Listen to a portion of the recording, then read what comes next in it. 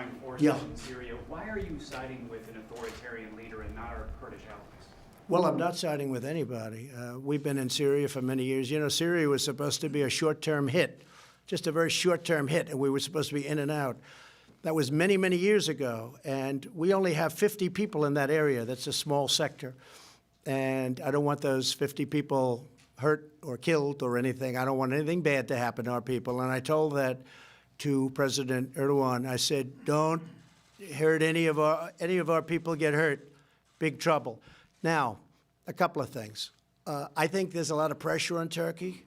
They've been fighting with the PKK for many years. They're natural enemies. Have you read today a couple of reports saying that when President Obama started this whole thing, as you know, it was started by President Obama, he created a natural war with Turkey and their longtime enemy, PKK, and they're still there, and they're still hating each other beyond anybody's belief.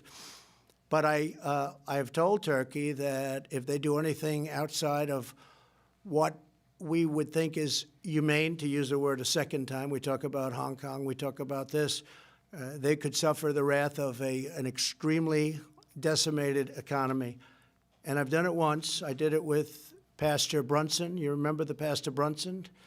And they wouldn't give Pastor Brunson back, and they ended up giving Pastor Brunson back pretty quickly. Their currency fell at record levels, and lots of other things happened. And it was good. I have a very good relationship with President Erdogan. I want to see it happen. I will tell you this, though. We defeated ISIS. And when we were at 96 and 95 and 97%, I sort of said, let the other countries in the area finish it off. And I was met with a lot of anger from some people in our country. I said, all right, I'll finish it off. And I got together with our generals. I flew to Iraq. I got together, and we did it very quickly, far quicker than any general from here told us we could do it. We had some great people over there. They did it quickly. And I said to the European countries, you got to take your ISIS. You know, we have 60,000, maybe even 70,000 people. That includes families, that includes wives of fighters that were killed. We have many fighters that were killed in the battles. And we took it over. 100% of the caliphate I took over quickly. Nobody else was. It was a mess when I came to office, and I think most of you would agree to that. It was a real mess.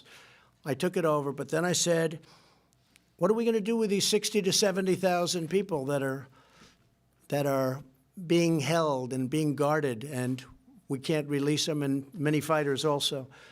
And I said, I want them to go back to Germany, to France, to different European countries from where they came.